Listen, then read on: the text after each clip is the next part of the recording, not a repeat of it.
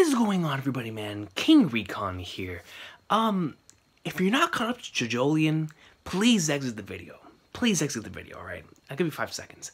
If you have not read chapter 83 of Jojolion, don't watch this anymore. 5, 4, 3, 2, 1. Excuse me? Bro! Listen, man. There's certain stuff, and Jojolion is full of it, man. That's why I like it so much. Certain stuff, whenever you flip the page, you're like, what are the flying flagnards? But man, dude, and I'll tell you what, I was enjoying the Ozone Baby stuff and the Equivalent Exchange and University Hospital stuff a lot, man. Especially the University Hospital Equivalent Exchange portion of it, because Wu and Mitsuba and Yasuho, there was just something about that entire scenario that just had me gripped, man. And Araki's perspective shots, dude, some of those double page spreads, just gorgeous, gorgeous, gorgeous. Araki was on his A game for on his perspective panels, and that's my favorite thing about Araki's art. Has always been how he's able to set up his establishing shot and a double page spread, and then the following page or in the following double page spread, he's showing it from like the character's point of view, from like an over the shoulder, and then like in the following panel, you get like a close up on their face. Like for example, whenever Yasuho would go in to use Paisley Park, and you would get like a close up of Paisley Park coming in, and then it would range out to show what she's doing on her ability. I always love stuff like that, and Araki has always been great with that, especially after moving from Shonen Jump to Ultra Jump, because it gives him more time to be able to work on it. But I'll tell you what, man, some of those chapters were killing it in the art department. We're killing it. But that's not why I'm here, man. That's not why I'm here. And I enjoyed all that a lot. But bro,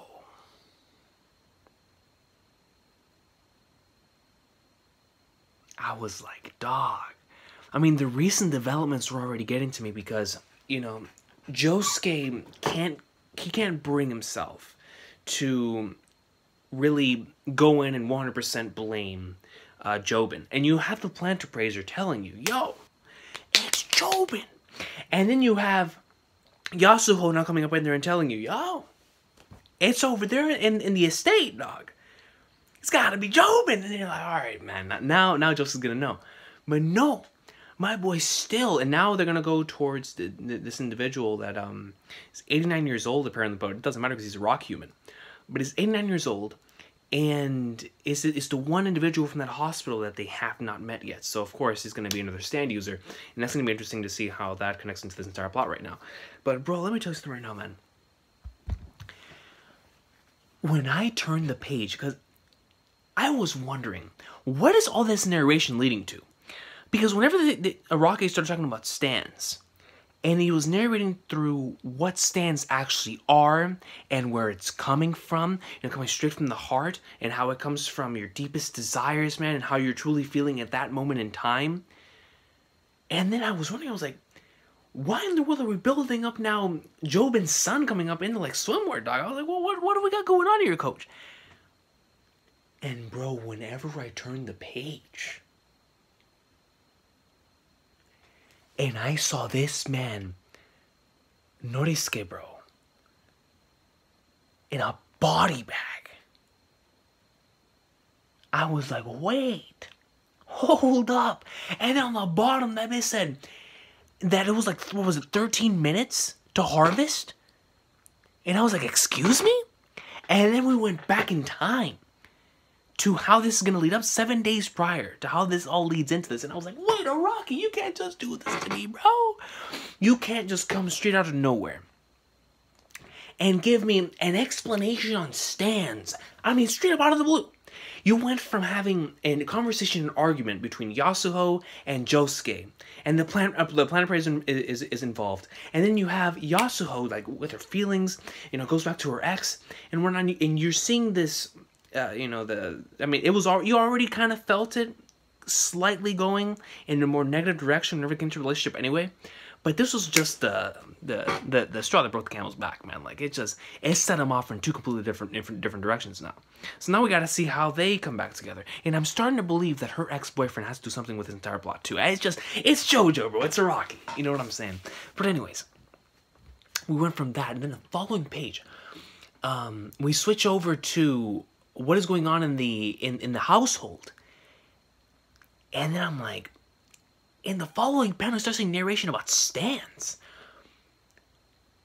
But just the way that Araki built that up, man. And now we're in the 7-day prior flashback where the kids are making fun of him. And my guy comes up in like swimwear. And he's tired of the garbage. And he just obliterates a kid by squishing him at the gate. And then you got Mitsuba out here with the note. I ain't gonna lie, that was really beautiful, man. Somebody who prioritized her look so much beforehand was willing to trade that in order to keep the life of her child. And I was like, yo, man, equivalent exchange, man. You know, I've never taken, ever since I watched Full Metal Alchemist, my view on that concept has changed, and to see Araki utilizing in that manner was excellent. I mean, we've known from the stuff with the Rokaka, and just the Rokaka in general now, with how much Araki's been feeding us about it as of late, it's getting more and more interesting, bro. And the recent developments, man,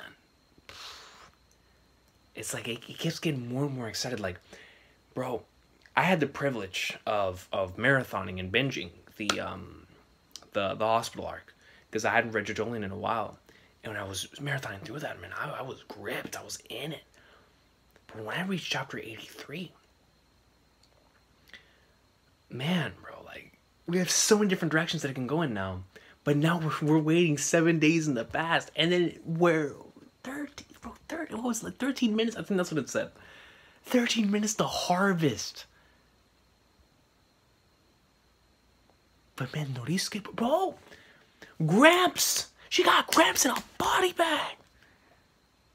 Dog has Gramps in a body bag. It's like, where's Jobin? Where's the family? I don't know, man. Jojolion got me stressed. Jojolion, and then to top it all off, Araki decides to go on hiatus, bro. I was like, man, you got me messed up. You got me messed up, dog. But I just wanted to come on here for a little bit, man, because I was just so shook. And I wouldn't know if anybody else on here that's caught up to Jojolion felt the same way I do right now. Like, what in the flying flagnards, man? I think he goes on hiatus until March.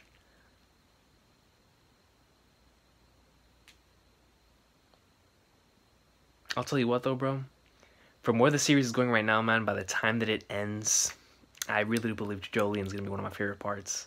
Because I already enjoy it a lot because you really see Araki stretching the limits of his creativity from a situational standpoint. Like, from putting the main characters, or putting the characters in a situation. You know, he's always been really good at that. But because of Ultra Jump, and because he's able to stretch the line even further than he could in Shonen Jump, with you know, putting them in scenarios that he couldn't do previously, regardless of whether it was due to time or due to censorship in it being in Jump magazine, or the case may be. Jojolion has had a lot of different, very, very unique scenarios, which is impressive considering that this is the 8th part in a series. And that's what impressed me a lot about Steel Ball Run during its run, is that it had a lot of very, very impressive little mini arcs. It has my favorite mini arcs in the series, and after it's been running for so long, you know what I'm saying? And part 8 has been the same. Like, part 8 has just brought up so many different unique scenarios. But the thing is that's great about part 8 is that because it's a retelling of part 4, you see the similarities but the differences are also so wide that it's its own story, and I love it, man. Soft and wet, bro. I love Paisley Park. Paisley Park, one of these days I have to do a stand, a top 10 stands video, and I adore that Paisley Park stand, and I think it's because I wish I had a stand like that.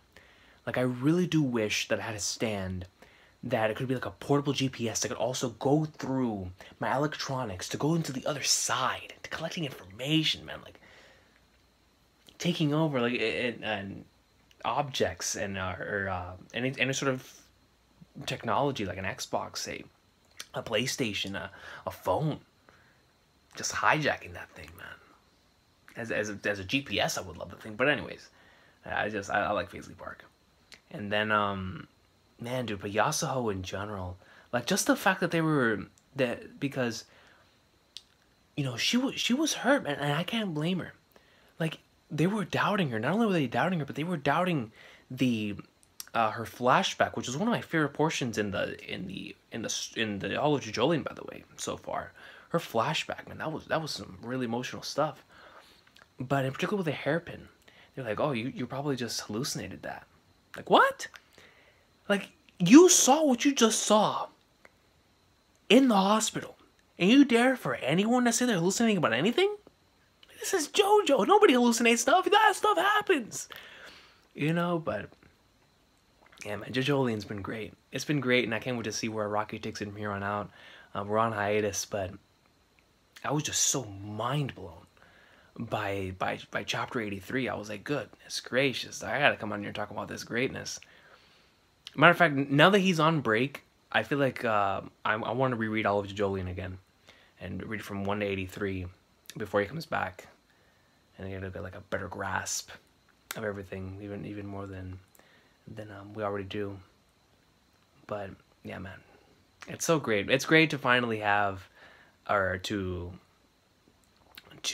because up until this point, we were all wondering, like, man, at least for me, I was wondering, I was like, yo, when are, because you know how usually JoJo parts, the closer it gets to its climax, the more exciting and more intense and more incredible it gets. With Jojolion, though, it's always kept the same vibe. Like, it's kept that same mysterious vibe. Like, we know that it's leading towards something. But what that something is, man. Because we've had multiple of those somethings in the series.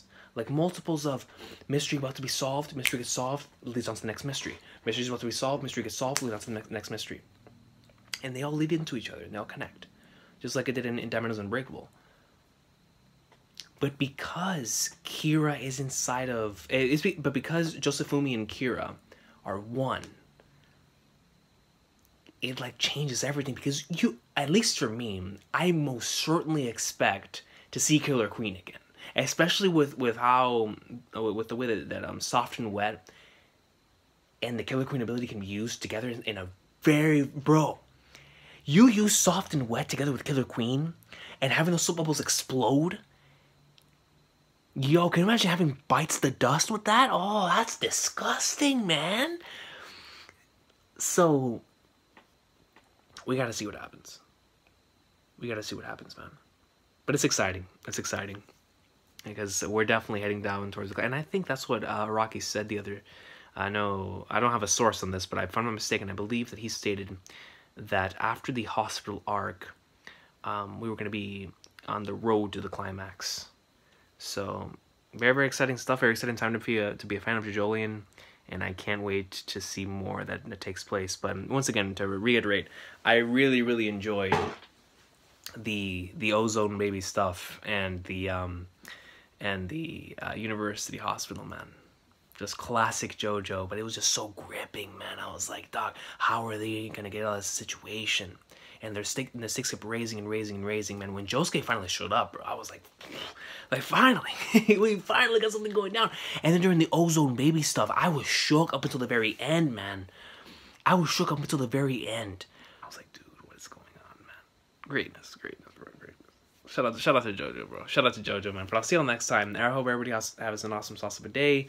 Let me know what y'all think about the recent developments in Jojolion. And I look forward for the next chapter whenever it drops, man. I'll see y'all next time. Jojolion greatness. Happy to be talking about this on the channel, man. I really am.